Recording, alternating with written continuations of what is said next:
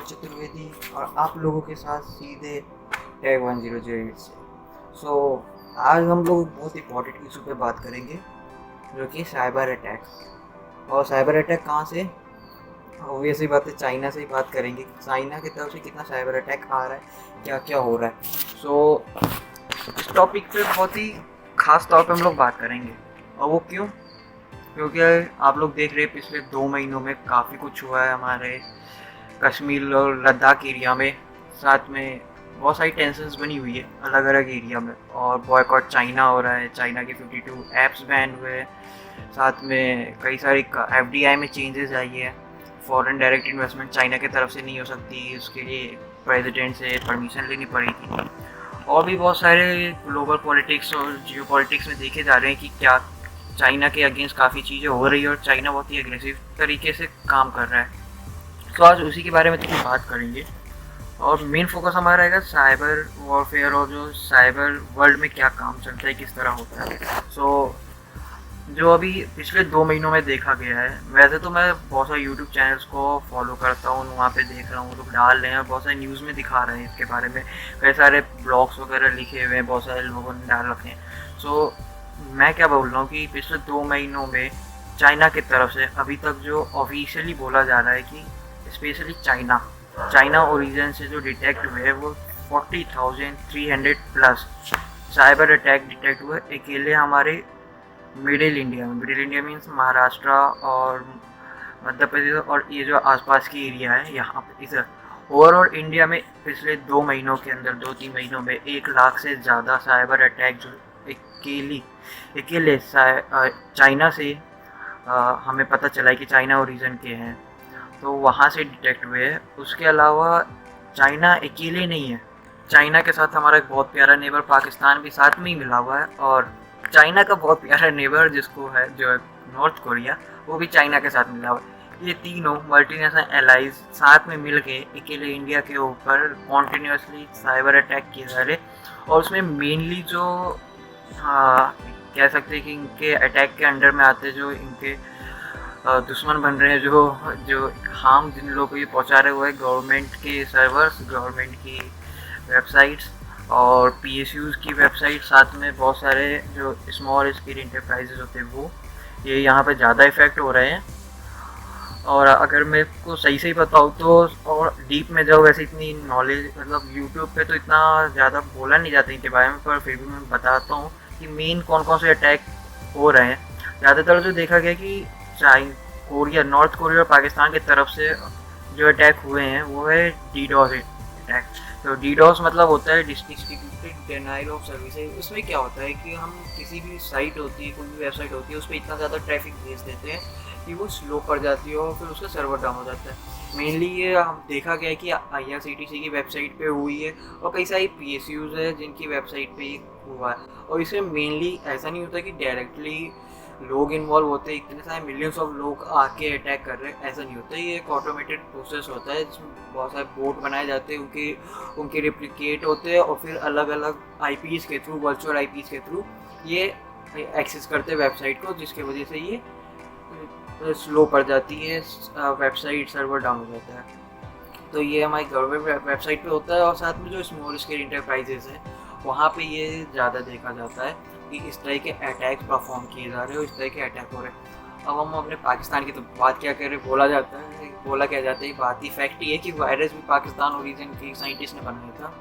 तो आप कह सकते हैं, देखो पहले बता दूँ, इनमें से किसी भी देश के साथ मेरी पर्सनली कोई दुश्मनी नहीं है। मैं पाकिस्तान के कुछ लोग को जानता हूँ, आप सोशल मीडिया के थ्रू कांटेक्ट में हो, जिनसे बात होती है, बहुत ही अच्छे लोग हैं। मैं चाइना के 3-4 लोग को जानता हूँ, मैं उनसे दिल्ली में मिला था, उसके बाद मेरी उनसे बात होने लगी इंस्टाग्राम पे, और वो भी बहुत सही लोग हैं, बहुत अच्छे लोग हैं। उनको भी अपने गवर्नमेंट की कुछ चीज़ें पसंद नहीं है। बेसिकली नॉर्थ कोरिया से नहीं मिला हूँ मैं, पर पाकिस्तान और चाइना के कुछ लोगों को मैं जानता हूँ, वो अच्छे लोग हैं। लोग हर जगह के अच्छे होते हैं, हर जगह बुरे लोग होते हैं। बेसिकली हमें ये देखना है कि जो कंट्री है वहाँ की पॉलिटिक्स में क्या चल रहा है, वहाँ पे नेगेटिव चीज़ें क्या फैलाई जा रही है। हाँ यार देखो, कहीं पे भी तो नेगेटिव चीज़ें फैलती है ना किसी कंट्री में, किसी और कंट्री के अगेंस्ट, तो वो उस कंट्री की पूरी पॉपुलेशन को कुछ ही % होता है। लाइक कि पाकिस्तान हम इंडिया के बारे में जो भी परसेप्शंस रखता है, वो क्या सोचता है, क्या बोलता है, वो पाकिस्तान के सारे लोग ऐसे नहीं बोलते जो हमें मीडिया में दिखता है और जो हम लोग समझते हैं, या फिर चाइना के बारे में जो होता है, कहीं भी किसी भी कंट्री के बारे में कुछ नेगेटिव थॉट्स, नेगेटिव लोगों के वजह से काफ़ी चीज़ें जो मिसअंडरस्टैंडिंग होती है लोगों के बीच में वो फैलती है और फिर ये सारा काम होता है। तो मैं इतना ही आपसे रिक्वेस्ट करूँगा कि आप लोग कुछ नेगेटिव ना रखें किसी भी कंट्री के बारे में। सारी कंट्री अपने आप में अच्छी है, सारी कंट्री में अपने आप में बहुत सारे प्रॉब्लम्स होते हैं, तो हर जगह ये दिक्कत है। बस ये है कि आप अपने आप को अच्छा रखिए, अपने तरफ से किसी के बारे में बुरा मत सोचिए और बुरा करने के बारे में भी नहीं कि हाँ हम इसका ये बिगाड़ देंगे, वो कर देंगे, या फिर इस कंट्री के साथ ऐसा होना चाहिए, वैसा होना चाहिए। यार वॉर की सिचुएशन चल रही है, अगर वॉर हो जाता है तो इतने सारे लोगों की जान जाएगी, बहुत ज़्यादा। आप लोग समझ सकते हैं, ये बातें अंडरस्टूड होती है, बोली नहीं जाती है। और यही बोलूँगा। चलो वापस पॉइंट पे आते हैं, साइबर सिक्योरिटी। हाँ, द हिंदू का एक आर्टिकल था, मैंने पढ़ा था, उसमें लिखा था 600 मिलियन से ज़्यादा लोग, 600 मिलियन से ज़्यादा लोग इंडिया के अंदर जो नेट यूज़ करते हैं उनको इंटरनेट के बारे में ज़्यादा जानकारी नहीं, उन्हें साइबर वॉरफेयर और साइबर वर्ल्ड के बारे में ज़्यादा पता नहीं है कुछ। जिनको नहीं पता उनको कैसे बताया जाए, इसका बहुत ही आसान तरीका है, इतना इफेक्टिव नहीं है, पर हाँ काफ़ी हद तक हम लोग अपने तरफ से जो कोशिश करें उसमें बचा सकते हैं लोगों को साइबर अटैक, साइबर वॉरफेयर।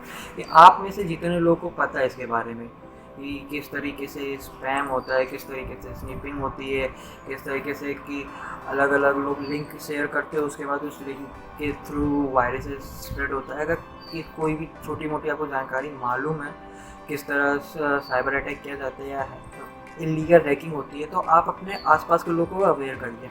आप कुछ लोगों को अवेयर करिए, उनसे बोलिए कि वो अपने आसपास कहीं होता हुआ देख रहे हैं अपनी जानकारी में, तो उनको भी बताइए, इस बारे में बात करें। इस तरह जितनी ज़्यादा इसके बारे में बात होगी उतनी ज़्यादा अवेयरनेस बढ़ेगी। आप अपने पेरेंट्स से बात कर सकते हैं। नॉर्मली आजकल जो यंग जनरेशन्स को तो काफ़ी कुछ पता होती है, पर जो हमारी ओल्ड जनरेशन है, मतलब हमारे पेरेंट्स है, ग्रैंड पेरेंट्स हैं, उनको उतना नहीं पता होता। उनको यूज़ करना आता है बस, जितना उन्हें काम होता है, पर पता नहीं होता उनको। बहुत अनजाने में बहुत सारी चीज़ें गलत कर बैठते हैं, तो उनको आप बताइए, उनके साथ बात करिए इस बारे में, उनको अवेयर करिए। और एक बहुत इम्पोर्टेंट चीज़ जो आपको बताना चाहिए, इंडिया के अंदर जितने 40,300 प्लस जो अटैक हुए हैं, उसमें बहुत सारे अटैक जो होते ransomware attack, fake email ransomware attack. Means कि वो आपके पास फेक मेल आएंगे, उसमें आपसे कुछ कन्वर्सेशन होगी, उसके बाद आपको कोई लिंक वगैरह टाइप का या कुछ वो इंस्टॉल करने को देंगे, आप उसको इंस्टॉल करेंगे, कोई सॉफ्टवेयर होगा या कोई गेम होगा या कुछ भी होगा, और वो इंस्टॉल होते ही आपके लैपटॉप में, आपके फ़ोन में, आपके पीसी में, किसी भी डिवाइस में वो इंस्टॉल हो जाएगा। देन वो आपके पूरे बूट मैनेजर को कंट्रोल करेगा, आपके कर्नल कंट्रोल करेगा। देन एक आपकी जितने भी इंपॉर्टेंट डेटा है उस सबको इंक्रिप्ट कर देगा। और इतना ही नहीं, आपके उस नेटवर्क पे जितने भी डिवाइसेस कनेक्टेड है उन सब में भी चला जाएगा, उनको भी इफ़ेक्ट करेगा। वो सारा डेटा इंक्रिप्ट हो जाएगा। इंक्रिप्ट होने के बाद वो आपसे पैसे मांगते हैं उसको वापस से डिक्रिप्ट करने के, और इसकी कोई 100% गारंटी भी नहीं है कि आप उनको पैसे दे दें और उसके बाद भी वो सारा डेटा आपको वापस मिल जाए। सो ये बहुत ही कॉमन तरीका है किसी भी बहुत ही लार्ज कम्युनिटी में स्प्रेड करके वहाँ से पैसे निकलवाने का, और बहुत ही गंदे तरीका साइबर अटैक है। इसका एक बहुत बेहतरीन एग्जांपल है, अगर आपने WannaCry के बारे में सुना होगा, WannaCry रैंसमवेयर अटैक हुआ था, तो वो पूरे वर्ल्ड वाइड भी हुआ था, उसका इंडिया में भी बहुत इफेक्ट पड़ा था। तो कभी आपको आराम से बताऊँगा WannaCry के बारे में क्या था, कैसे था। सो अभी के लिए बस मैं इतना ही, बस अपने आसपास लोग को अवेयर रखिए। और आप लोग सोच रहे हो कि न्यूज़ नहीं लेट के आए, क्योंकि मैं बहुत टाइम से फॉलो कर रहा था। ऐसा नहीं होता कि एक हफ्ते में कुछ भी बहुत बड़ी न्यूज़ आई, बताने को तो मेरे पास बहुत कुछ है, मैं अगली वीडियो में आपको और भी चीज़ें बताऊंगा, पर अभी के लिए इसमें इतना ही करते, वीडियो लंबी हो गई। बाकी आप लोग मुझे फॉलो कर सकते हैं इंस्टाग्राम पे, सब्सक्राइब करिए इस चैनल को। आप मेरे फेसबुक पे भी मुझे फॉलो कर सकते हैं। और अगर आपको कोई भी बात करनी है मुझसे या कांटेक्ट करना है तो आप मेरे इंस्टाग्राम पे आइए, मेरे ट्विटर पे आइए, या फिर लिंक्डइन पे आके आप मुझे फॉलो कर सकते हैं और वहाँ पे हम बात कर सकते हैं। इसके अलावा आप मुझे ईमेल कर सकते हैं, सब कुछ लिंक डिस्क्रिप्शन में मिल जाएगी। थैंक यू, जय हिंद।